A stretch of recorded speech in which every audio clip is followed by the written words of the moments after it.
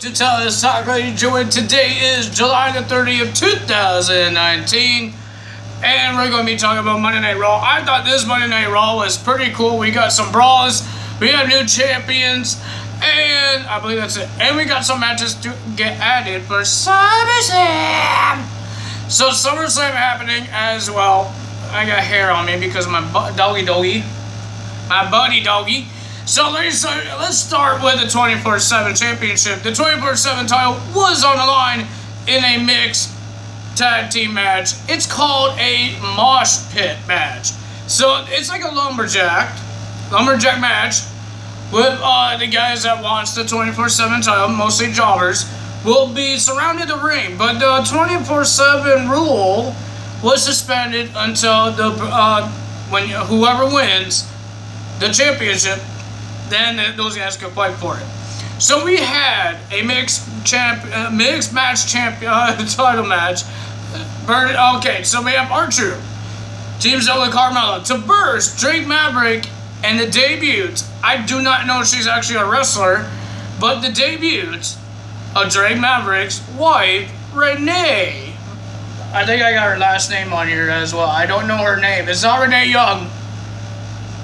Renee Young is not married. Renee Michelle? I don't know what that means, but okay. Right, Renee. This was an interesting match. Renee and Carmelo wasn't really in the match. They brawled with each other, but it was mostly Drake Maverick and R-Truth fighting. It was a pretty decent match. It was a pretty funny match, but the winner of that match was R-Truth and Carmella because R-Truth knocked Drake Maverick out of the ring, and then the Lumberjacks were just doing a surfing thing. Whatever, I forgot what they called it. It's like when rock stars jump off the stage and people just carry them and push them away. I don't know what I'm talking about. It's like juggling, but ladies and gentlemen, they brought him back in the ring, and then R-Truth got the win. R-Truth did a weird reverse suplex, got the win, and then every single lumberjack jumped on R-Truth, did a dog pile, and then we heard 1, 2, 3. The referee counted, and then the winner of that match and the new 24/7 champion is Mike Kanellis. Mike Kanellis ran away, and then he went to some WWE official locker room. And Maria wants in, and Maria got in. And Maria told her husband that she wants her new unborn child to have a parent that is a champion. I guess Mike Kanellis is not the parent? Did she cheated on her? On him? Did she? We don't know. But ladies and gentlemen, Maria says, how about you lay on your back like you always do? I wouldn't. I wanted to keep the title. But Mike Kanellis did it, and ladies and gentlemen, Maria got the win. Maria is now the new 24/7 champion. We had our first ever women's 24/7 champion because of Kelly. Now we have our first ever pregnant woman as the 24/7 champion. She done it because who's going to pin a pregnant woman? Like seriously, I think there's gonna be other ways of doing it. I think when she's falling asleep or anything, somebody's gonna pin her. They're not gonna hurt her or do a roll up on her. I think there's gonna be some stupid way that's funny, but how she loses the title. Why would she keep it longer than anyone else? That doesn't make any sense. And then the next match, we have a gauntlet match to see who's going to be the number contender to verse AJ Styles for the United States Championship at SummerSlam. This was an interesting match. It was decent. Some of these guys got some actually good opportunities. So the first match, we saw Rey Mysterio versus Cesaro. A great match. I enjoyed it. Rey Mysterio won the match, beating Cesaro. And then it was Andrade versus it was Rey Mysterio versus Sami Zayn. Sami was attacking Rey Mysterio before the match, and then the bell rang, and then he tried to do a kick, and then some roll up Rey Mysterio did. It was so quick that Sami Zayn lost, and he's not the number contender. Then we have Andrade versus Rey Mysterio. This was an awesome match. These guys know what they're doing. But the winner of that match was Andrade. And Andrade wasn't done there. He attacked Rey Mysterio, and then he ripped the mask of Rey Mysterio. You actually could see his whole face. I think everybody's seen what Rey Mysterio looks like without a mask. But still, it's a tradition for luchadors. And Ricochet came out to help Rey Mysterio. And ladies and gentlemen, the winner of that match, it was Ricochet versus Andrade and the last two guys in the gauntlet. It was a decent match. Even Andrade and Ricochet was amazing. But the winner of that match was Ricochet. Ricochet will be going to SummerSlam to versus AJ Styles after a 6:30 to Mr. Andrade. Then we have a triple threat match for the Raw Tag Team titles. We have the OC, the Club, versus the Usos, versus the Raw Tag Team Champions Revival. It was a decent match. I enjoyed it. It was pretty good. It was a little long, but the winner of that match and your new Raw Tag Team Champions, the OC, because of a magic killer, and they got the win. They are the new champions. They have all the gold. They have all the titles. Let's not say gold, because the tag team titles are not golden. It's silver. Yeah, silver, gold. It's still not gold. It's just silver. For me, it's just silver. But the OC has all the titles. Well, almost all the titles. They have the United States title and the tag team titles. Good job for them. Another group that has all the titles. Just like the New Day. And then we had the Viking Raiders versus Jobbers. Do I really need to tell you who won this match? Do I really need to tell you? The winner of that match was Viking Raiders. How many times do you have to verse Jobbers? Then we have Becky Lynch versus Alexa Bliss. And then Becky won the match.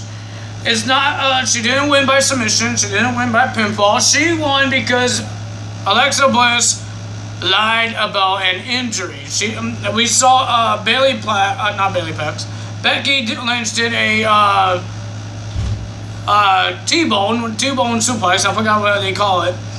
The Bexplex? I think it's the Bexplex. Something with her name in. I don't know, but Alexa Bliss says she hurt her leg, she hurt her ankle, and then it stopped the match. Becky Lynch won the match.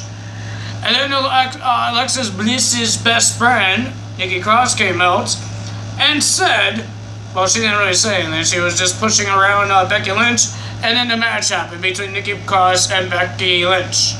Becky Lynch won the match with a weird pump handle slam, and then here comes Natalya coming out of nowhere because what happened before, Becky Lynch hit a low blow to Finlay, one of the coaches, and did a disarmer to Natalya.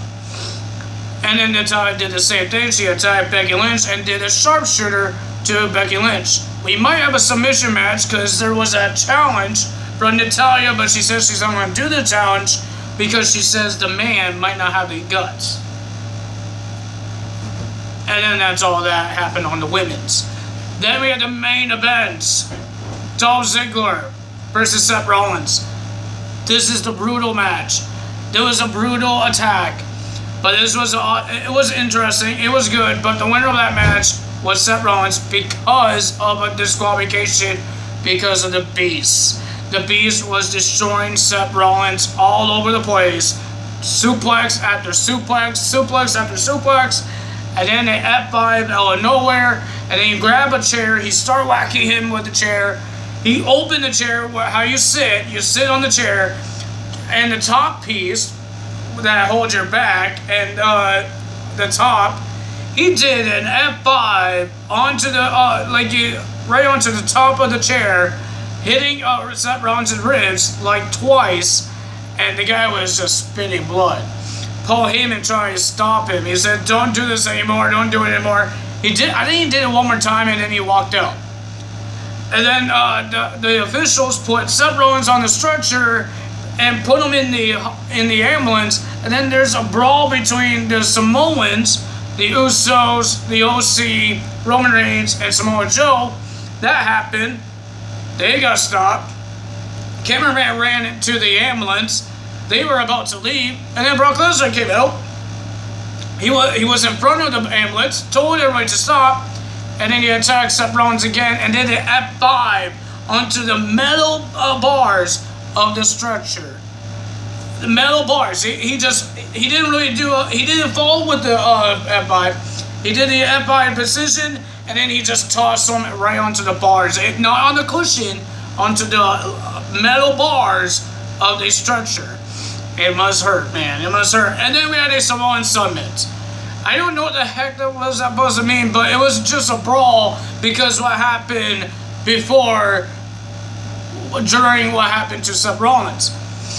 Roman Reigns brawled with Samoa Joe. They were fighting, and then here comes Drew McIntyre. They fight all over the audience, and then Samoa Joe and Drew McIntyre work as a team, try to put Roman Reigns to an announce table. Here comes the Usos attacking everybody. Here comes the OC attacking everybody. Here comes Cedric Alexander as well. Cedric Alexander, I don't know how he did it, but he went on top of the LED lights, the Titantron. It was high up, man. And then he just jumps off of it onto everybody else. And then they went back to the ring. Everybody tried to do the finishers. They couldn't because Roman Reigns did Superman punch to spears. And then the Usos did their super kicks. And then Cedric Alexander did what he has to do. And then that's the end of it. Cedric Alexander, the Usos, and Roman Reigns standing tall over the heels. Man, it was a pretty decent Raw. It was pretty decent. A lot of brawls happened, but it was pretty decent. People say it was the best one of these past couple months. I say so too. I'm hoping Eric Bischoff could do the same thing with SmackDown Live. And now let's talk about an update of Impact Wrestling. They have a new wrestler, new signee, new knockout to Impact Wrestling. If you guys don't know who am I talking about, it's all over social media, all over there from yesterday. I think I'm allowed to talk about it because it was all over Instagram, Twitter, and on Facebook, so I think I'm allowed to talk about it now. If you guys don't remember a girl named WWE's Emma, former women's superstar, she was in Ring of Honor. She got beat up, and then she had health problems. That's why she got out of wrestling business, out of Ring of Honor. And how she got out of Ring of Honor, she got put through a table. And now she's going to Impact Wrestling. She signed a contract deal with Impact Wrestling. She's coming to as the Knockouts. This is her first time being in the Knockouts and in Impact Wrestling. I will love it because I thought she was great. I wish WWE actually did something for her, but they didn't. Even Ring of Honor, I guess. I don't know, because I don't watch Ring of Honor. But I thought she might come to AEW, but no, she's going to Impact Wrestling. I think it was pretty cool. But we don't know when she's going to make her debut. We don't know. Because I think she still has health issues. I think. I don't know. I would not think she does. If she sign a contract, right? If she's gone for a couple of months, I don't think she would sign a contract to a different wrestling promotion if she's a little sick. So yeah, I don't know. I don't know the whole thing. I just know she signed a contract. She's going to Impact Wrestling. I can't wait to see her debut. Ladies and gentlemen, that's all for me today. If you guys enjoyed this video, hit the like button, leave a comment below, and hit that subscribe button, hit that notification bell, and I will see you guys tomorrow for SmackDown Live. Bang bang. Ciao, bye bye.